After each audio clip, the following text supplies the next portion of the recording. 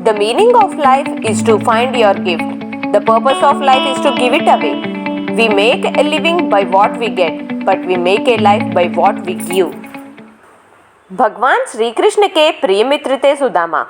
वह कठोर दारिद्र्य में अपना जीवन काट रहे थे।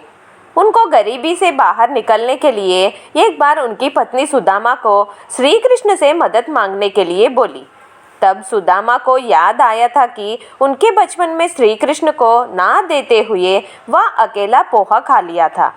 इसलिए सुदामा श्री कृष्ण को पोहा समर्पण कर मदद मांगना चाहा, लेकिन घर में पोहा नहीं होने के कारण वह भिक्षा में पोहा मांगने गया। सुदामा को उनके गांव में कुचेल कहते थे। चेल मतलब वस्त्र और कु मतलब फटा हुआ। वह अपने बचपन से सभी को फटे हुए कपड़ों में ही दिखता था, इसलिए सभी उनको कुचेल कहते थे।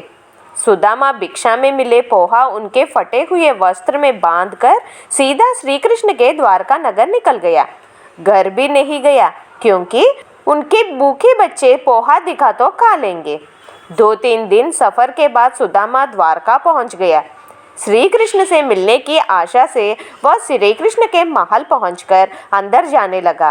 तब वहां के द्वारपाल उन्हें रोककर वह कौन और वहां क्यों आया पूछने लगे।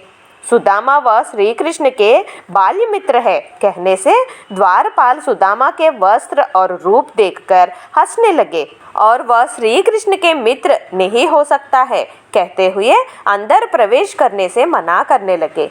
सुदामा उनको कई तरीके से समझाकर अंदर जाने की अनुमति मांगने लगा। उस दौरान द्वारपालक सुदामा को वह श्री कृष्ण के मित्र है तो श्री कृष्ण के किसी एक बाल्य लीला के बारे में कहने को कहा। तब सुदामा कह रहा था कि उनके बचपन में जब श्री कृष्ण मुरली बजाता था तब सूखे पेड़ में भी जान आ जाती थी और नए पत्ते कलियों से पेड़ फिर हरा भरा हो जाता था। सुदामा की ये बातें सुनकर द्वारपाल हंस पड़े और कहने लगे कि अगर सही में सूखा पेड़ पर नए पत्ते और जान श्री कृष्ण के मुरली रव से आते थे तो श्री कृष्ण के मुरली भी सूखे पेड़ से ही बनी है, तो उस पर जान और नए पत्ते क्यों नहीं आए पूछा।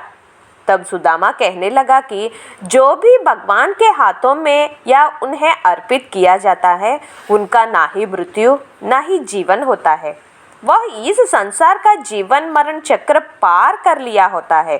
इसी कारण श्री कृष्ण की मुरली मोक्षदायी बन गई और हमेशा के लिए श्री कृष्ण के हाथों में ही रही। सुदामा की ये बातें सुनते ही द्वारपालक के आंखों में भक्ति भाव से आंसू आ गए और सुदामा के चरणों में गिरकर प्रणाम कर महल के अंदर स्वागत सत्कार के साथ ले गए।